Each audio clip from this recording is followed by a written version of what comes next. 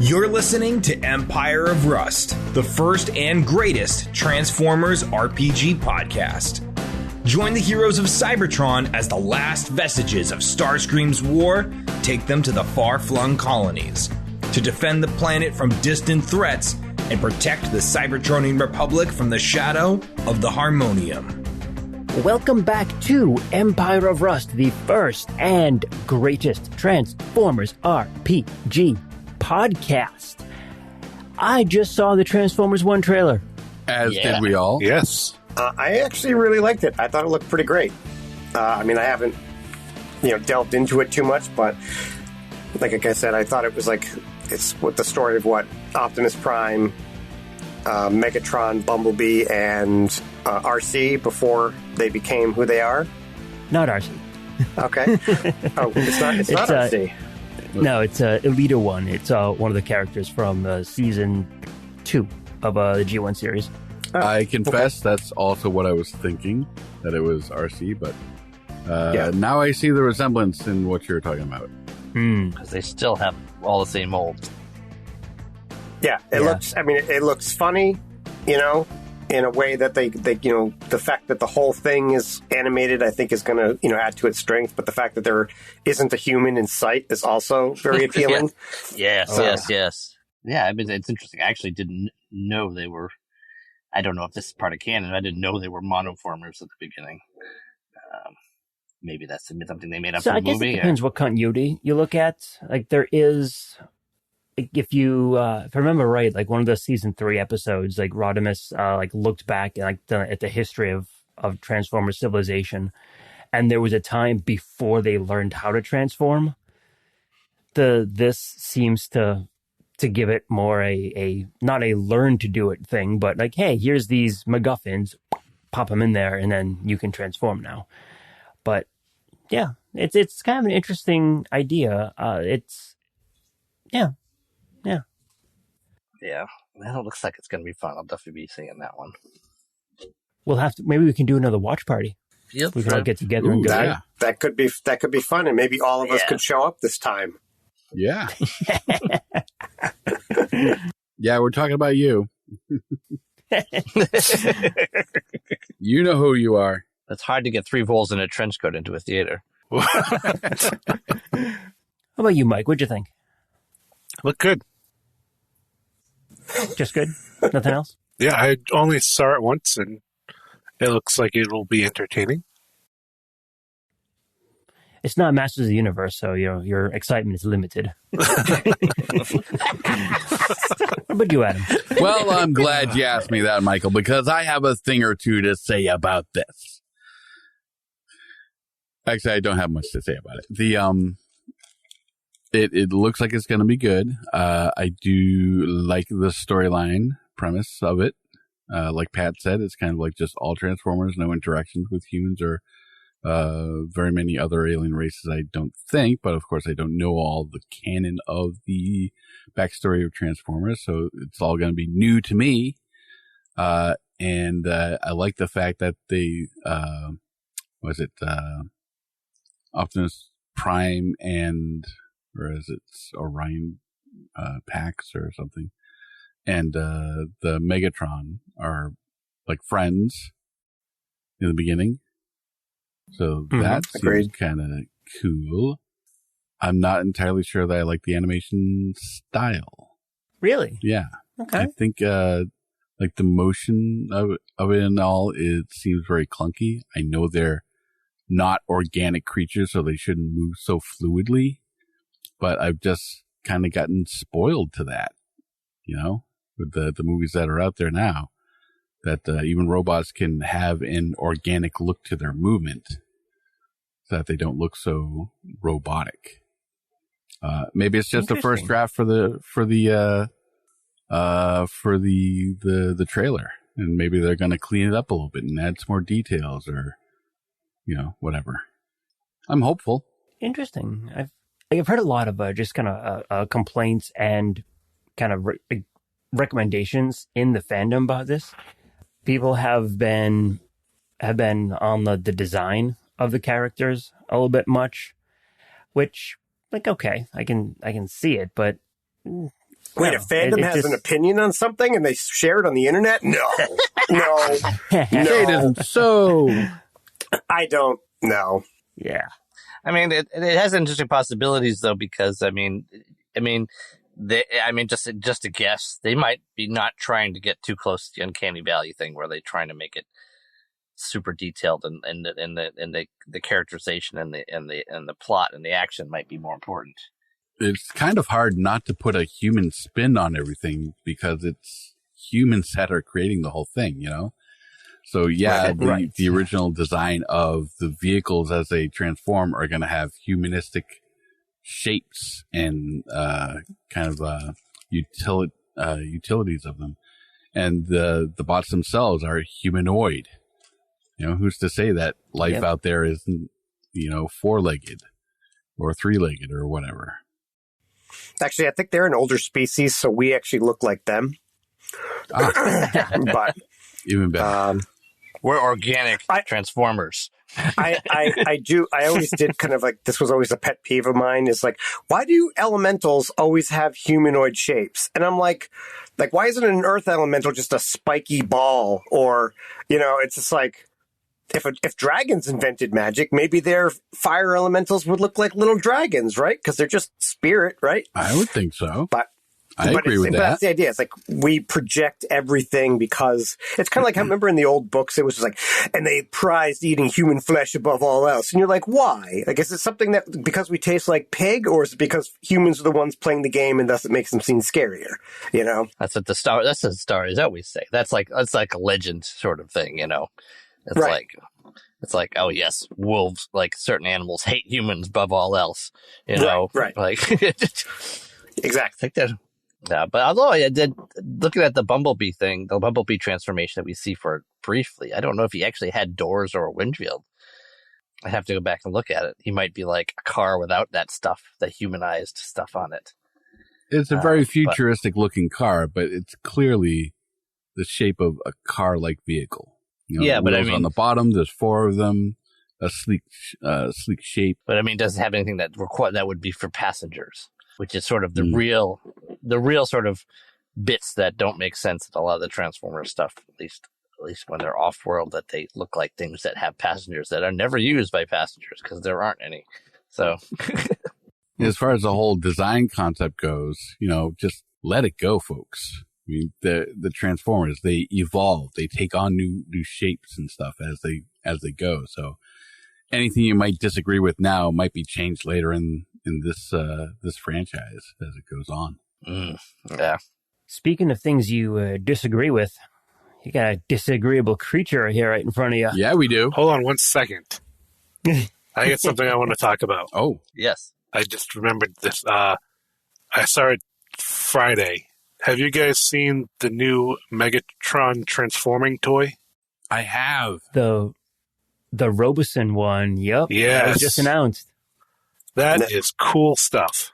Really? So I like the way that you say his name and he responds, "What's wrong?"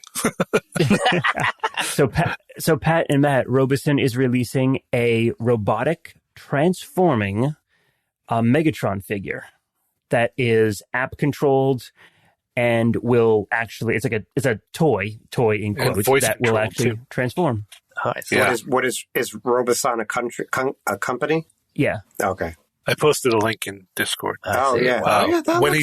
When he's standing up, he actually moves. There's just subtle movement. Wow. So he's not just stationary. It's really cool. Yeah. And when he transforms into the tank mode, it is hella cool how he looks. Yeah. And the whole transformation process is actually pretty cool to watch too. Mm-hmm. Huh.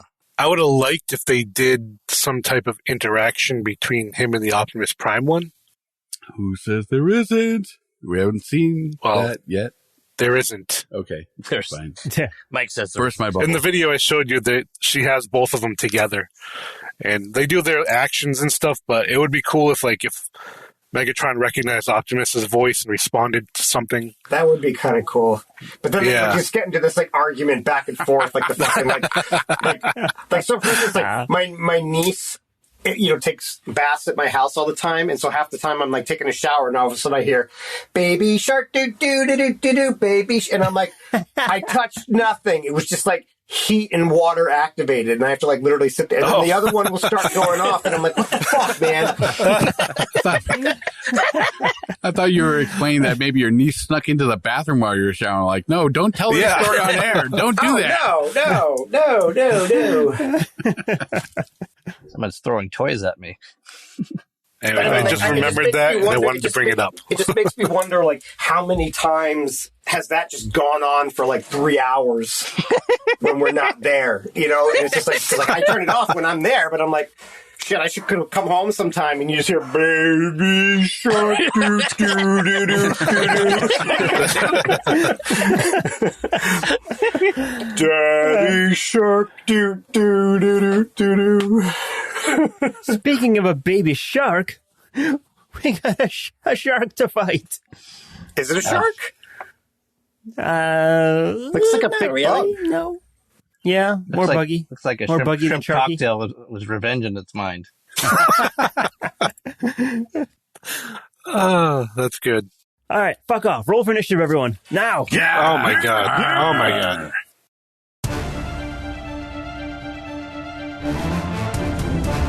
So, Sweet Spot got a 25.15. Magnum got a 16.03. Carapace has a 15.06. Wildstrike has a 25.12.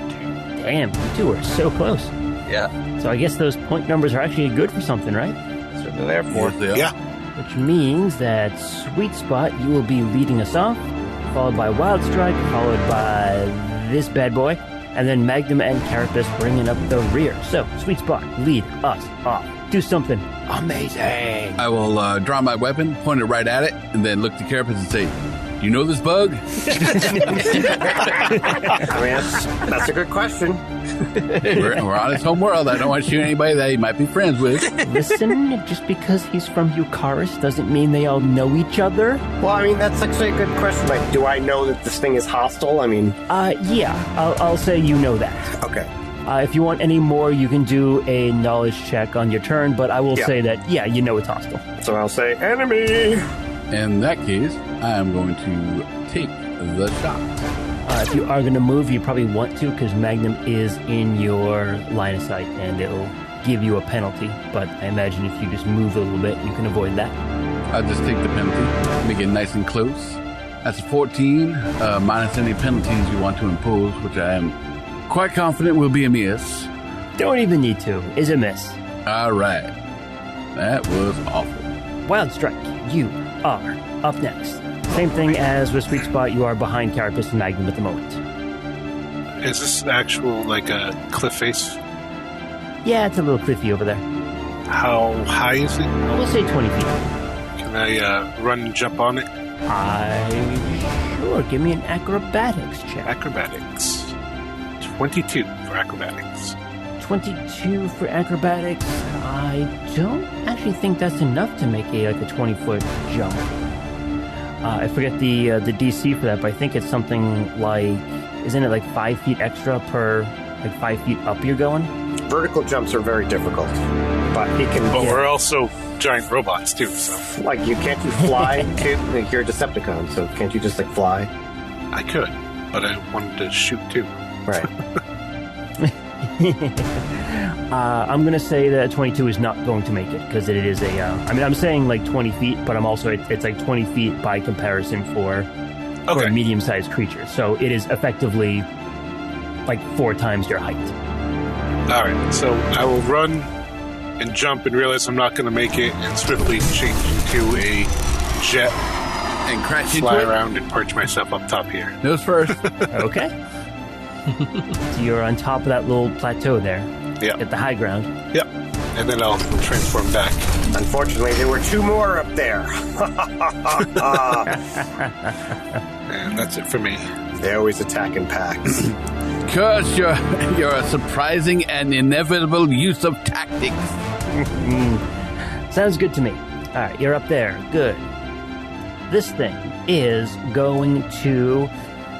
let's see here. Well, actually, first, you'll notice that over on over in the bushes to the side.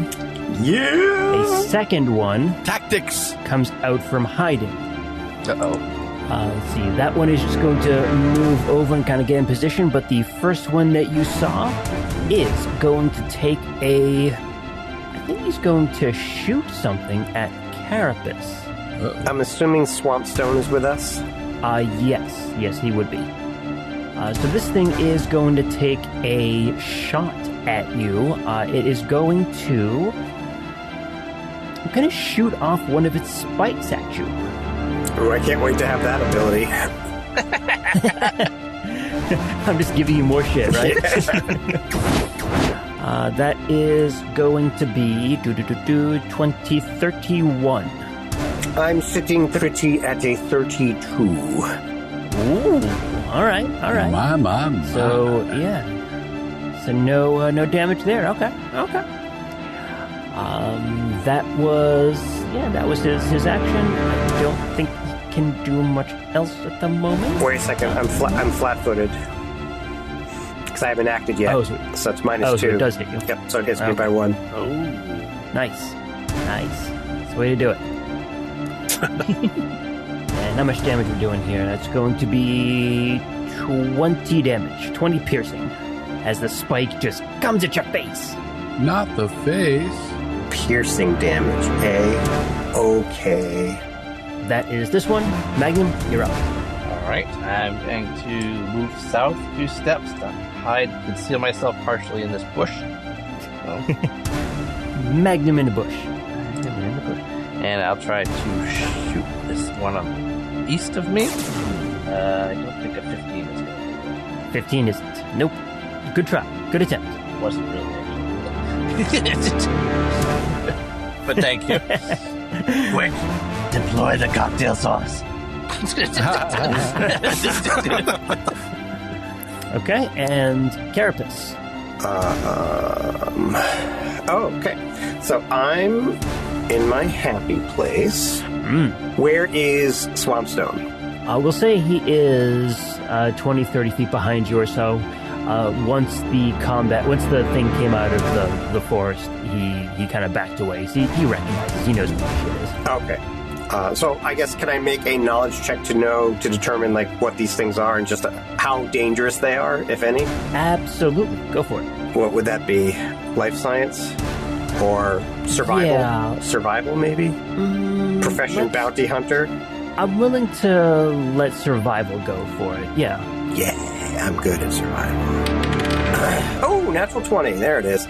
So that is a 36. I am sure that beats the DC, which I am not 100% certain of at the moment. So, yeah. I'll give you some basic information here. This is a creature called a Nanopari. It is effectively a giant walking colony. And it's got a whole bunch of little, constituent things inside it. Yeah. For the most part, it is just going to hit you with claws and spikes and stuff like that. But it is also very resilient because it has all these little pieces inside that are actually adapting and making repairs to it whenever it is damaged. Interesting. Is it hurt by area of effect things better than just single target things? No. Okay. Any particular resistances or DR, that kind of thing? Yes, it is. No, actually, I'm sorry. It is not. There is no particular resistances. It is immune to critical hits, but beyond that, no. Okay, that's good to know. Is it about how smart they are? They're animalistic? They're animals. Okay. Do they happen to be afraid of anything? Will fire chase them off? Because we don't necessarily have to kill them. Or are they Are they a pestilence, or are they part of the natural cycle? They are they are robotic, so these were things that came from Cybertron. Oh, they're not organic. Well, They're more vermin than they are animal. Okay. So let's play a game, and it's called Whack-a-bug. So I'm going to punch this thing. I love getting close. That is, see, 13. So I got a 28. A 28. This is kinetic. Yes, it does hit. Yep. Okay. And then a 23. A 23 is... I'm assuming this is the one directly in front of you? Yes. 23 is gonna do some damage. Okay. Your fist impacts it, and you notice that the moment your fist comes into contact, parts of the exoskeleton are breaking. But as you're kind of backing your fist away, you can see that it's like its component pieces are coming in and starting to repair some of the damage. So the first one does 33 points of bludgeoning damage, and then the second is 31. But then it is moved 25 feet away from me. 25 feet. Yeah. I'm going to say it stops at the trees as it gets shoved back. Yep. And then I snarl. Nice. Back up to the top. Sweet spot. All right. I will take aim at that one that I originally tried to attack. The same one that Carapace just shoved on back. So I should be able to make a clear shot now. All right. Go ahead and do it. My God. That's 15. Not entirely all that Nope. much better. 1 point. You're getting better. In about, I don't know, maybe 7 or 8 rounds, you'll hit it. Well, thank you for that. All right, Wild Strike. You got the high ground. All right. Deadly aim, and I'm going to shoot the one just south of me, the original one that we saw. Is it deadly? We will see. I believe I'm going to do a full attack. I am. All right. So a 31 and a 31. Nice. Both hits. 27 and 30 sonic damage. And you kill that first one. Nice. Pop goes the buggy. As soon as you kill that, the big exoskeleton falls to the ground, and you can see just a swarm of all these little ones over here are coming out. But they're not swarming towards you. They're just there at the moment. Okay. So in the meantime here, it is my turn. So all of the little small ones that popped out of that one are going to start making their way away from you. They're running. Okay. But the big one over here is going to move forward just a spot and is going to swing a claw at the sweetest of spots. Gross. That is going to be a 32 to hit. A 32, you see. Let me check how well my armor will protect me from 32. It will not. It does connect with me, sir. Pathetic damage, though. 14 slashing damage. 14, you say. All right. 14 slashing. That was a move. That was an attack. And I think that is it for that. Okay. Magnum. Okay. He's having to use a class ability to spend a resolve point, and that will reduce the AC of this critter. Let's use mental acuity. Let's see. And then it's going to transform to Magnet Hat. And Pythagoras is going to hit this thing with the disaggregator gun. Nice. Ooh, that's going to be a... How's that going to work? All right. Well, it's up to you. The DC is Fortitude 20. Fortitude 20. Okay, let me go ahead and roll that up. All right. Rolled a 17, and that is going to be a 28 total. Okay. Made his save. I think I'll stay in the bushes for now. Smart. All right, Carapace. His brought one down. AC is down by 2. AC down by 2. All right, down by 2. Do I know, should these things be, like, should I deal with the ones that are fleeing? Like, are they going to go out and infest something else, or should I deal with the big one that's in front of us? You know that given enough time, the smaller ones will eventually build a new nest, but it will take them time to do so. Okay. So if you want to go after them, you're welcome to. Right. But again, it's not. You know that it's not going to be a direct threat to you in the short term. Right. Okay. Then I am going to pull out my. Well, it's not pull out. It's incorporated into me. My cold gun. My what do they call it? My ultra cold hail cannon. And Okay. The ultra cold hail cannon. Thank you. And this thing's going to be kind of pump action because I'm going to take 3 shots at it. Okay. So let's roll. Let's roll. Imagine it's shooting ice cubes like an ice cube dispenser. Yeah, pretty much.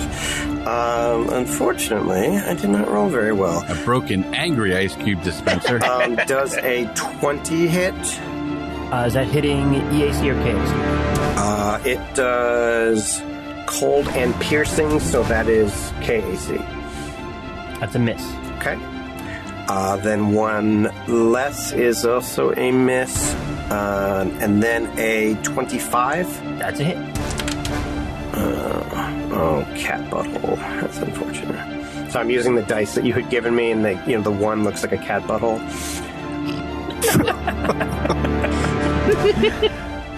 For the listeners, I got a bunch of D8s, I think, were they? Yes, yep. D8s for Pat from PAX, and they were cat themed. Apparently, it looks like a cat butthole. Kind of. So I do, 24 points of cold and piercing damage. All right, 24. That's a hit. Or that's some good damage there. Yes. Taking some hits, taking its lumps, brings it back to the top of the round. No, actually, so this is not a critical hit thing. It's just a thing I can activate. So once per day, when I do cold damage to an enemy. Wait, what? Couldn't tell if you froze there for a second. Yeah, no, because I froze there for a second. Yeah, cold damage. Okay, so I get to pretty much aim for one of its limbs, whatever that means, and it makes a fortitude save, DC 20. I can do that. Made it. Rolled a 15, 26. Okay, then nothing happens. All right. I'm okay. Don't worry. All right. Sweet spot. You're not all right. It's your turn. Oh, is it now? Well then, I suppose I should probably go. I will be taking a shot there. All right, now that's a little bit better. That is a 20 to hit. Still a miss, I'm guessing. Important question. EAC or KAC? That would be a KAC. A miss, sorry to say. Alrighty then. Another one bites the dust for my ammo. Is that with the? Is this the same one that has the -2? Oh, then thank you for reminding me. I was looking at the actual stat sheet. Yes, that is a hit. Then that will be 40 points of damage, sir. Ooh, nice. 40. Damn. 40. Oof, 40 points. Oh, damn. 40 points of damage All right. is what I'm saying. All right, I see what's happening here. Okay. Wild Strike. You're up. Nice. I'm going to target the one remaining with deadly aim, and I'll go full attack. 22 and 31. Both hits. So 23 damage for the first and 30 on the second. Nice. And that second shot kills it. Nice. So far, Wild Strike has brought down both of these things. That's what you get for taking the high ground, right? Exactly. I imagine guns that do sonic damage must be fucking hella loud. You know? Probably.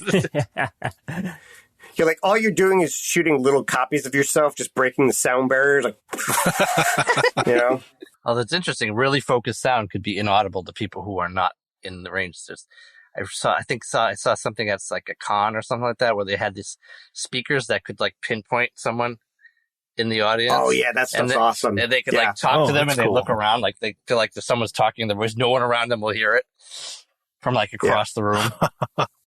They can do that. They were designed to be implemented into TVs so that people could like lay in bed and like, oh, like I can listen to the TV, but the person's literally laying right next to me doesn't hear it because it projects it to a very specific location. Oh. Because they combined this with split screen, it allowed people sitting on two ends of a couch or even a different room to watch and listen to two different shows simultaneously. Wow. Yeah. That's really interesting. Yeah, because it's like remember, you know those like that crumpled old pictures where you'd look at it from one side, it's a thing, but then you look at it from the other side, it's a different thing. It's like that, just on a very small and digital scale. So like light coming out from this angle shows one image, and from this angle, it's another image. That's really interesting. Yeah. So you could have like the dad watching the football game and the kid playing the video game in the same room, and they're not interfering with each other. That is pretty awesome. That's neat. If you don't do anything, the constituent pieces here are going to make their escape. I can take you out of combat, or you can hunt them down. It's totally up to you. What's your preference? Carapace, what do you want to do with these things? I mean, I guess my question is like, are they going to be dangerous to like the herd? Like, are they close enough that this would actually be a relevant thing? I'm going to say no. Okay, then I don't care. All right. Then I'm okay. All right, then Wildstrike will stand down. All right, I'll change back into a robot. I'll put in fresh clips for my weaponry. Yeah. I will also do that, and then clean the muck out of my my foot treads. I will turn on my defensive shield because I didn't say it ahead of time, and so I couldn't use it for that one, but... Fair enough. I appreciate the honesty. Yep.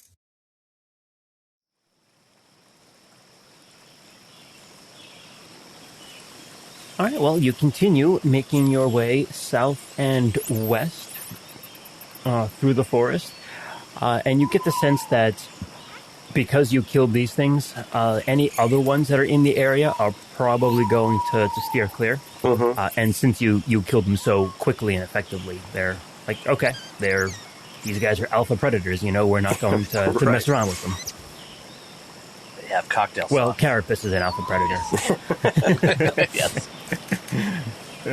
I don't know, man. Wildstrike is, I mean, he doesn't have an animal form, so, I mean, that's like, his only thing that's against him, but other than that. Yeah, but the thing is, like, Wildstrike shot a gun, and they didn't see him shoot, so...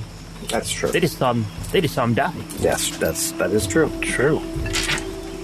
There was an old book I read when I was a kid. It was a short story, a science fiction story. I think it might have been Ray Bradbury. I'm not sure, though. But this guy gets basically marooned on this jungle planet. But he has, like, what's considered the most powerful handgun that was invented. Basically, disintegration way, and it destroys everything in a cone ahead of it. But it's completely silent. So... the more he goes to the jungle, the more he gets attacked by like monkeys and hyena-like things, and they go crazy because there's no after effect. They don't realize that he's killing them off, and he gets more and more in danger because of that.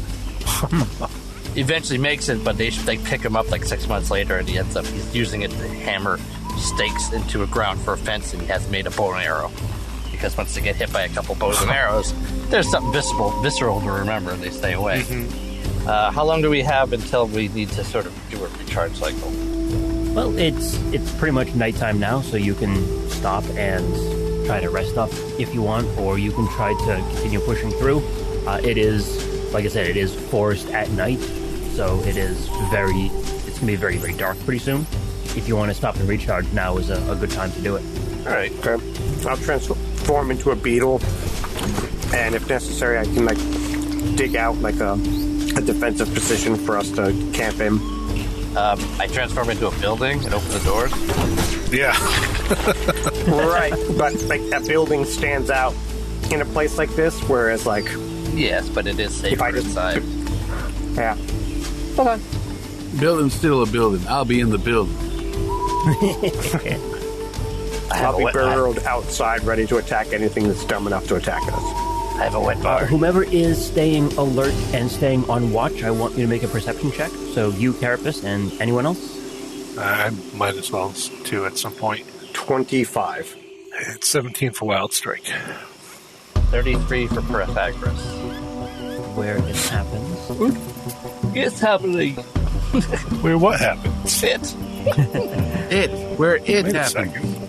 So Wild Strike, as the night wears along, you hear some movement in the forest, and it looks like one of these things, the Nanoparis, is making its way towards the camp, or towards Magnum's building. The big rock.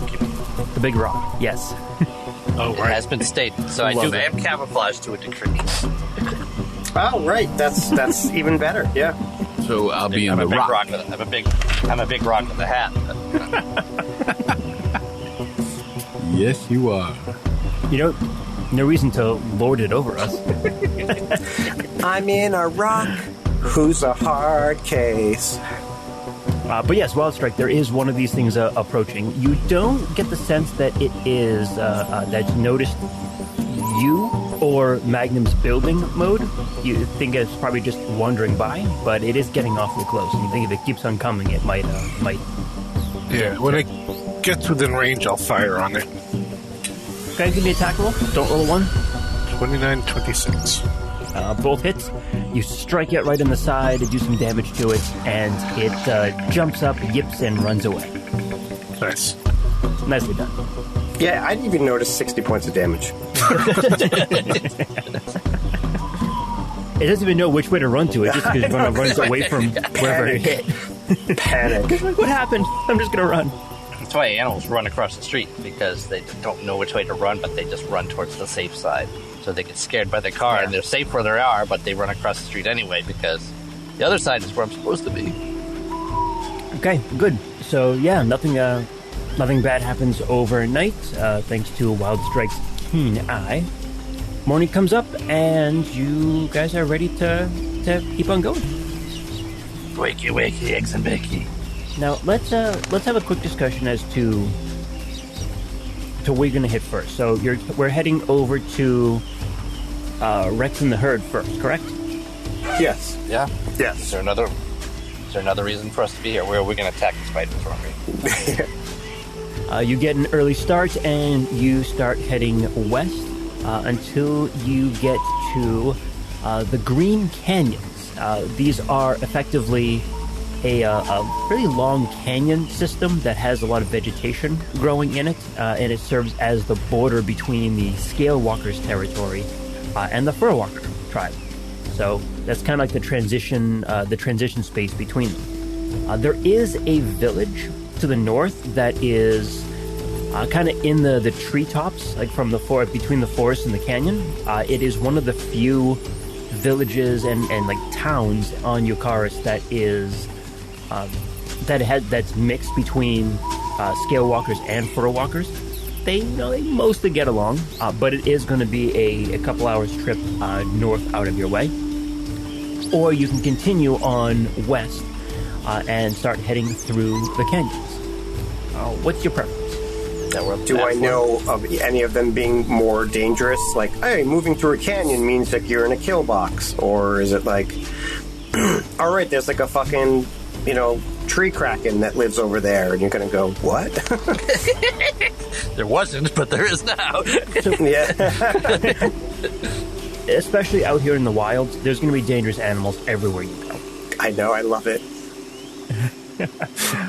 There's nothing specific, like to this area that's, oh, hey, here's this big sleeping dragon thing. Like Right. Okay. Or this big titan. Mm-hmm. So you think it's as safe as it could be. Okay.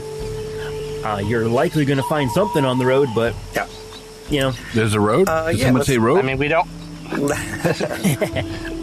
don't want anyone to know that Swampstone's here, so probably not visiting the city is probably a good idea. We can do afterwards if you At want least to. for this. Exactly. So I was going to say, avoid locations. We can get them there without anyone knowing. Not that can Swampstone do other stuff other than bring people back from the dead, or is that literally like his one thing? Like, I mean, I'm assuming he's like a 14th level or higher outlier. Like, can he do other things, or he could, but he's not going to. Okay. Fair. That's he didn't agree. Just gonna be perfectly honest right there. Yeah. Maybe if you succeeded on your diplomacy check, you'd be more friendly. I don't see that happening. I mean, all the animals around here, but don't forget about the most dangerous animal of all, Carapace.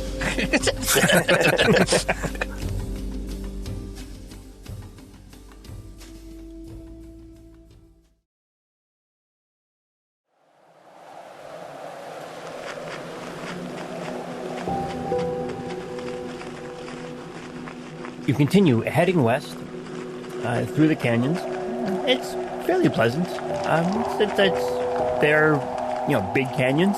There are some sections that are going to be pretty steep, upwards around you.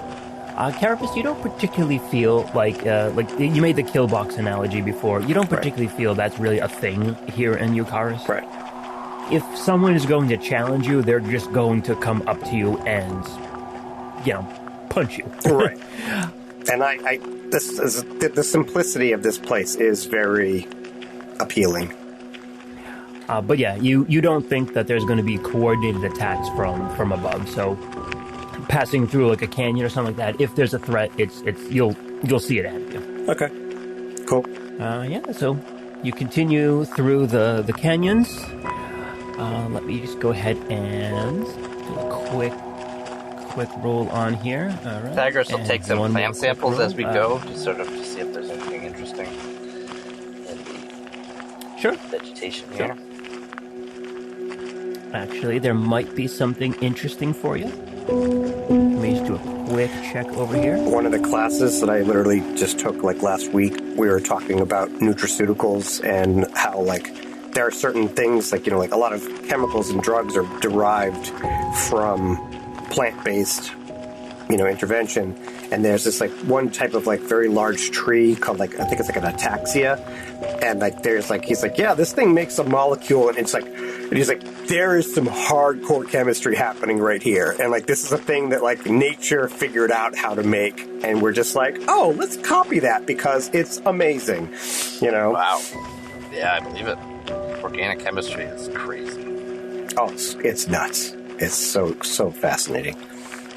Magnum, as you are walking down the canyon, you notice something floating by the side of one of the canyon walls. Is there a river in this canyon? Nope. So it's just... It is floating in the air about waist height. That changes how I'm visualizing things. All right. I will draw my friend's attention to this, and I will approach. Okay. Carapace, I'm assuming you're going to look? I will. It is poop. I do not tell him. All right, so... Do I want a description? Life science? Sorry. Yep. No, I'm not. Wow, 20. Well, Magnum, you recognize it as poop. Okay. Floating poop. Why is it floating? So... If assuming you're going to take a few minutes to kind of take a look at it, and assuming Carapace, you're not going to stop him or anything. I'm not stopping him. Good God, no. You examine it and find that the poop is saturated with gravimetric particles. Jeez. Anti-gravity poop. All right. Well. Yeah, I mean, who doesn't love a good excrement or exhaustion joke, What exactly was it eaten? Good question. All right, well, Pythagoras will get Talk about being gassy. And just collect a sample without touching it.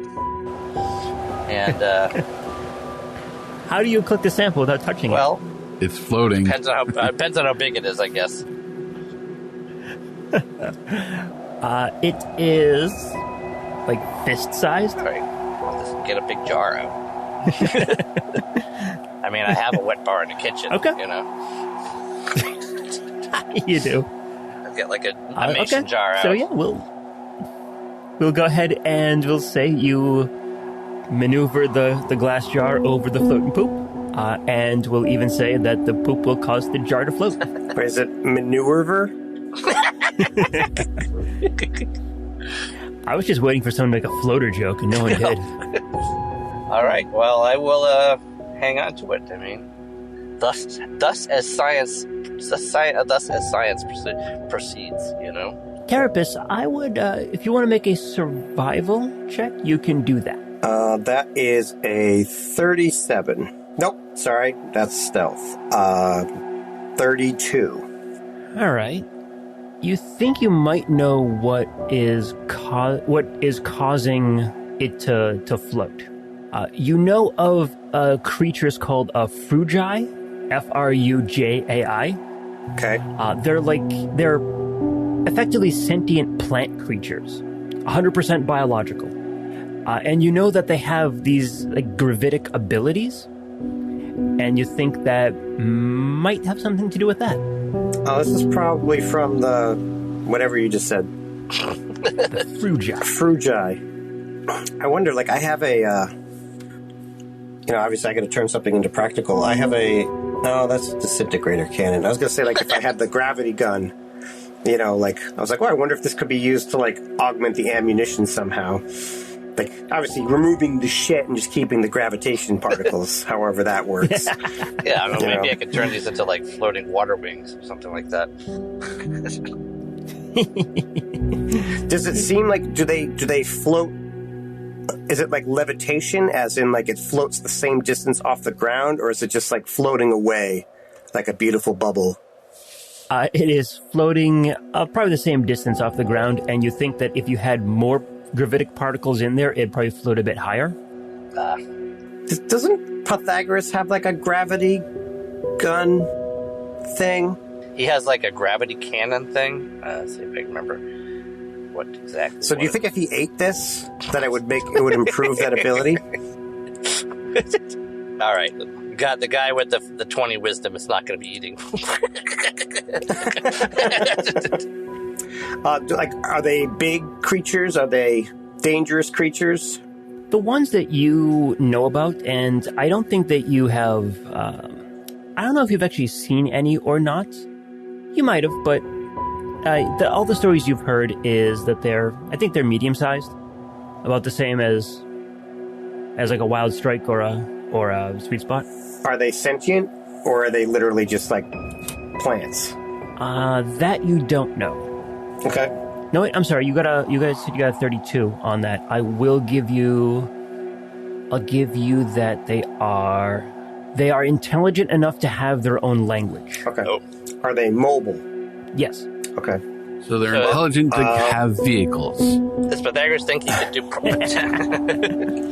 I'd say just be like, I'll give a description of what they look like and say just be on the lookout for them. I don't think they'll be hostile, but assume everything here is dangerous.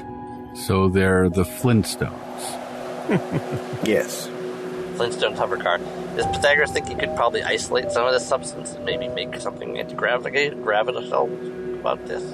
With time, sure. Yeah, when I have anti-gravity shoes, you guys will be laughing. Except maybe how they smell. We will. They'll be laughing. Did you step in dog shit again? No, Why are you floating? Why are you I floating? stepped in anti-gravity poo. Imagine hanging upside down. It's just like, if stepping in shit couldn't be worse, you know? Continuing westward then? Westward ho. Yes. You continue westward, and nothing else unusual really happens for the rest of the day.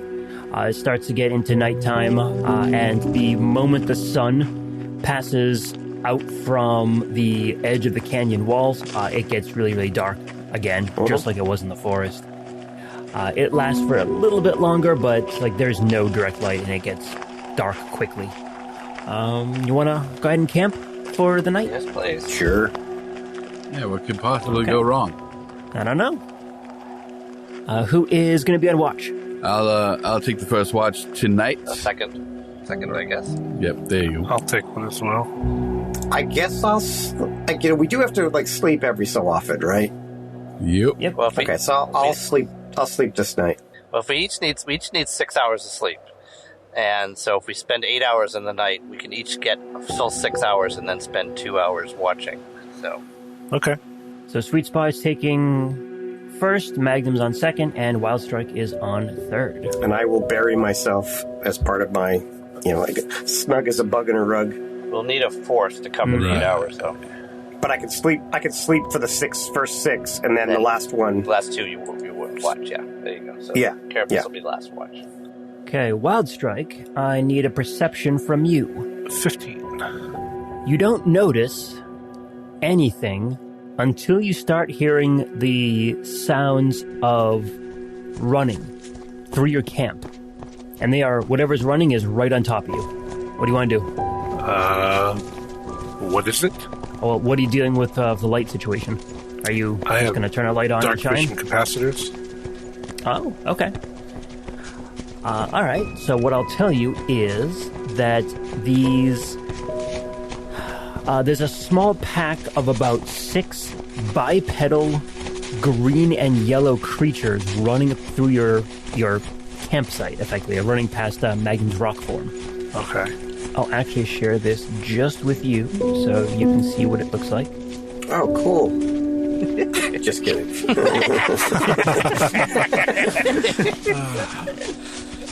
Oh, okay. You see a pack of about 6 of these things. All right.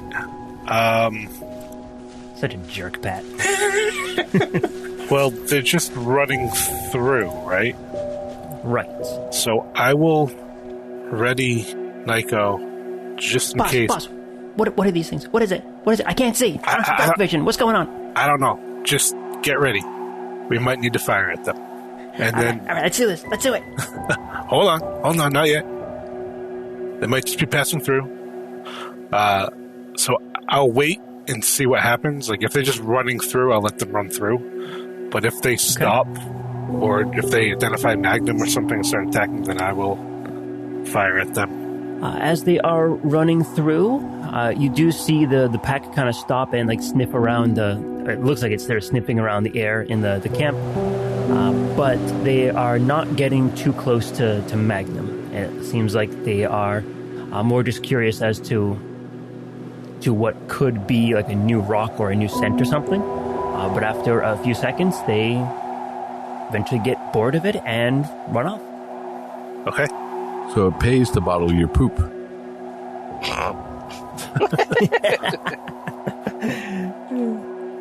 And that is that for the night. Crisis averted. Okay, I will let everybody know they came by through the night, but they just ran through the camp. They didn't do anything. Okay. You fell asleep on watch, didn't you? No, I saw them. They just weren't a threat. Yeah, there's a lot of that too. In order for there to be predators, there also has to be prey. Oh, come on. Don't take his side. Nothing is a threat to you, Carapace. That's not true. That's Really? not true. Really? Yeah. What exactly Yeah, could possibly threaten you? Lord Scourge. Yeah, he's no joke. In fairness, if they had been a threat, there's a good chance they would have been dead before we had a chance to attack them, considering that Wild Strike was out there with his 100 damage round. What happened? There's just green jam everywhere, That is the exception, Carapace. Name 2 more. You can't, can you? Can anybody think of anything that is a threat? I've never heard a compliment appear like an insult. Yeah. All right. So in the morning, Magnum transforms back to his bot mode, and you keep on going. And eventually, you start making your way back through the canyons to the west. 100 bottles of beer on the wall. 100 bottles of beer. All right. So after a couple more hours, you eventually come to a point where the canyon is splitting, and you notice that there's that there's two of those creatures that you just saw. They saw over the night, and they are in the canyon right now. I will point them out. That's what came through the camp last night. What do they look like? They're right there. Right here. No, I see that. It looked like plucked ostriches, painted green, and with emo hair. Not emu hair, emo hair. And shit floating around them? Are these the plant? It's actually some rocks floating around their head, but yeah, I'm sure you'll find some poop somewhere. Are these anti-gravitational vegetables? Pretty much. Oh, really? They're not what I expected. I guess that's kind of the point. Oh. Now that I can see them, do I recognize what they are? Yeah, these are the frugi things that you had heard about before. Okay. Oh, right. Sorry. I missed that. Okay. I will, if we have to walk by them, I won't be hostile, but I'll definitely have that look of if you fuck with us, it'll be the last thing that you do. Ewa dee-da dee-dee-boop, or whatever it is. Universal rating. Ba weep grana weep ninibon. Thank you. Yes, you're gonna go ahead and try and walk them by? Yeah. Yes. Go ahead and put yourselves in marching order and just kind of go ahead and walk by them. Where am I? Are we on the map? Oh, yeah. Down the bottom. So Magnum's going last. first. Yep. Smile and give thumbs up. Okay, there. You guys don't speak Cybertronian, do you? They just kind of look back and forth to each other. You can hear them making these kind of weird chirping sounds, to each other, though. So, I understand Scalewalker, Fate Weaver, Furwalker are what they using any of those? No, okay. It is not. It is very clearly and very obviously not a language you recognize. But they might understand one of those if you try them, because they'll live around them. If you try them? If you just say hi in those languages, they might understand. They might understand even if they're not speaking maybe that. They know one of those. Because they live here, so that they probably hang out. They probably at least have experienced scale walkers before, since they're nearby, or fur walkers, or bug walkers. There's also a Eukaran language, which that's what I would start with. Yep. You don't really. You try all the languages that you have at your disposal, and it doesn't seem like anything is coming through. And you think the reason for that is because these things are biological creatures more than... these are 100% biological creatures. So whatever language they're speaking is common to them, but they're not understanding anything that you guys are saying. Hey, Fish... So, sorry, when we look at you, like Fish Face, who do we address? So do we say Swampstone? Do we say Fish Face? Do we do Fishstone? What's the... While I am in this form, you can address me as Swampstone. Okay. Do you happen to have, a magic talkie ability? I think I've dealt with that once before. We'll say, yeah. Yeah, he does. All right. He just won't use it.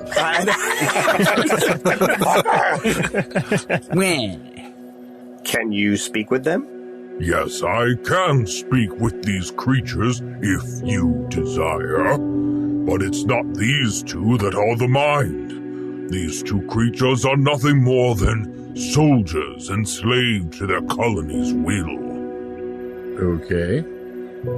You'd want to speak to the Frugi colony, an enormous creature that spawns these soldiers to protect it. That sounds cool. Are those dangerous? Yes, they are very dangerous. Okay. Can they be reasoned with? More importantly, do they like chocolate? So, should we avoid this area? We could totally go around.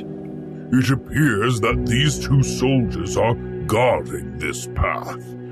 If you attempt to pass by them, they may view it as a threat.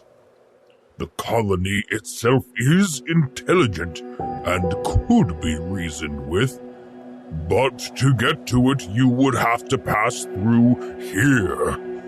It may interpret that as an act of aggression. Okay. These colonies are just as likely to attack you as discuss philosophy with you. We should go this way, then. Well, can these things communicate with the hive mind? That is a safe assumption. Then let's do that. And yes, Magnum, they have something similar to a hive mind. It's an advanced form of telepathy. I mean, can you ask these guys for permission to go through their turf? Or ask them if it's okay if we go this way? I can attempt to parley with them if your intent is to pass I mean, through we'll go around here. if we have to, but, you know. Is it? Yeah. Might as well see there's if no reason to make friends. fight a hive. Yeah. And Swampstone will then walk up to those two, and it looks like nothing's happening. It kind of just looks like he's staring at them, but there's very obviously some communication going on. He's giving him money. And He's giving him money. Bribery. And there's communication going on, and after a few minutes of what looks like negotiation, they eventually they nod and they step back. Oh, how very nice of them. Cool. Thank you very much. All right. Forward. Do not step on any plants. Who is going first? I'll go first. Magnum, apparently. Yeah, let's He's just already gone. He's to the water. He's just running. I have permission. Before they change their mind. No, stop, don't. As you come around the bend in the canyon, Yikes. Magnum, you are first in line here. You see this colossal three-legged creature. It is truly enormous, rivaling even some Sweet of Spot's the ego? like the rivaling Not that big. Sweet Spot's ego. It is even bigger than that train that you guys took back on like episode 4. Oh, we know Real With the spy. bomb in it? The Yeah. one with the bomb in it? Yep. Oh, man. Bam. Oh, old crimes. You can feel like the gravitic energy around it, and you can plainly tell just from being in the area that it is controlling the gravity around it. And every once in a while, it'll lift up its limbs, not just one at a time, but it'll just like lift them all up and tuck them under itself as it kind of hovers and just floats down the river in front of you. Huh. Well, isn't that cool? I will take out a bit of honey bar, unwrap it, and sort of hold it up in front of me and approach slowly and non-threateningly. See if they'll take it. Oh, great. This piece of food has seasoning. One of the soldiers will come running up to you, sniff at it, grab it with his mouth, and then run back to the colony. All right. Cool. Yeah. What do you want? What do you want to do with this thing? Well, I mean, can we walk under it and get around it? Eat it.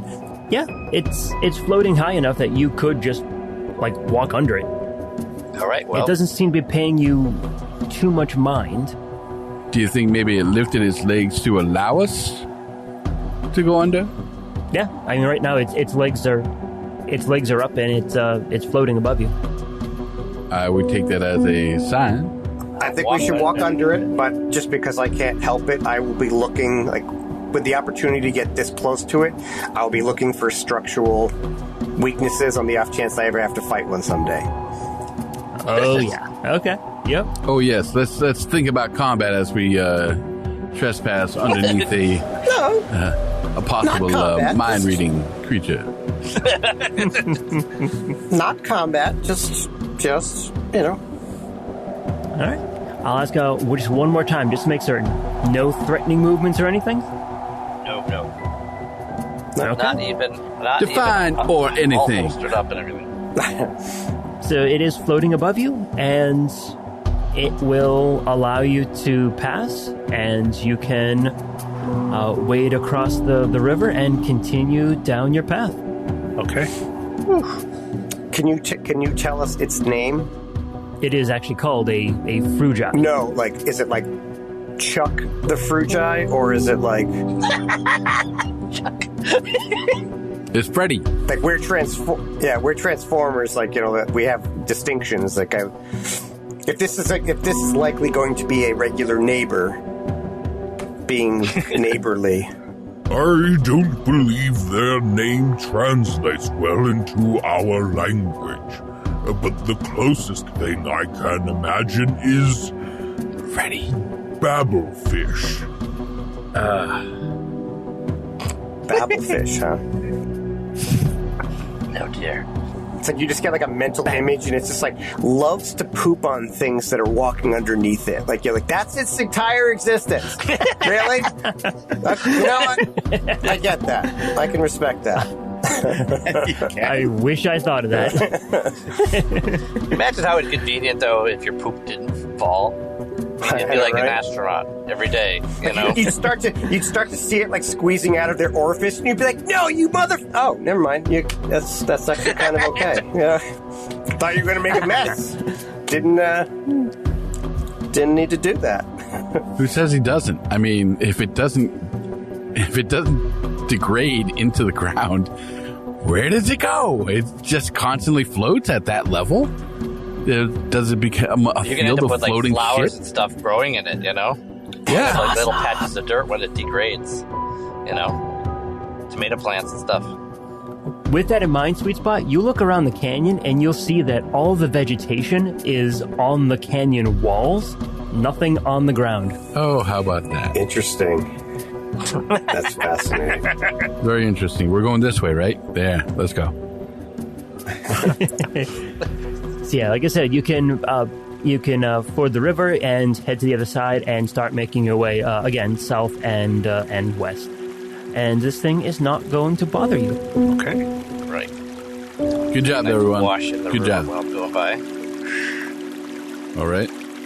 We're at you next, old mighty DM. Continue heading west. How many of those fucking plant soldiers were there? Like, if we had attacked this thing, would there have been like 40 of them? You saw 40 of them. You imagine there's more. That's awesome. But yeah, if you keep on going, you'll keep on keeping on. After a couple hours more, it is starting to get to late afternoon, but the environment around you, Carapace, starts looking very, very familiar, and you know that you are getting to the outer edges of your old territory, both you and Rex. Okay. I'll be looking for laser, you know, and... Laser flown ahead? Yeah, because the laser will probably see us before anybody else. Keep on going, and you start making your way a little bit to the north as you start heading towards the Ashen Tar Pits, where Rex usually takes his herd to have their mud baths and their tar baths. Mm-hmm. This smells familiar there, Carapace. We getting close? Yes, we are. Ah, I thought so. And my rubber plants growing into like the circular molds yet. Yep. The canyon after a couple of turns ends. Not the canyon, but like the path like up to the tar pit ends and opens up to a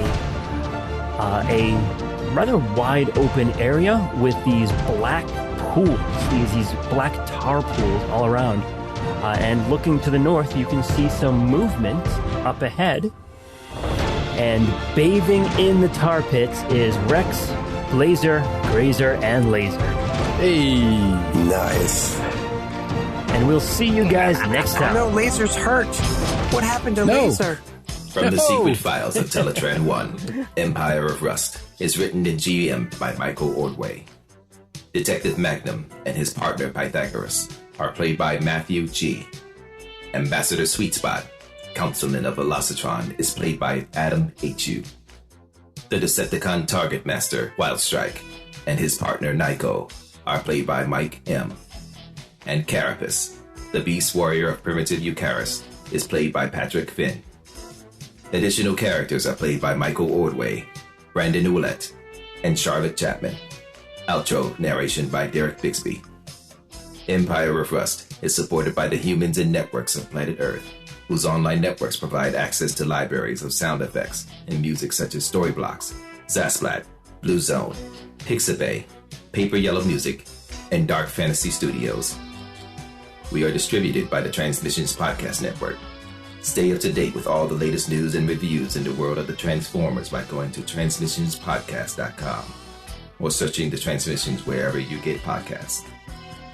You can communicate with the heroes of Cybertron by joining us on the Transmissions Discord channel. There you can discuss episodes, talk to the cast, and download the rule set used in Empire of Rust. Teletran 1, signing off.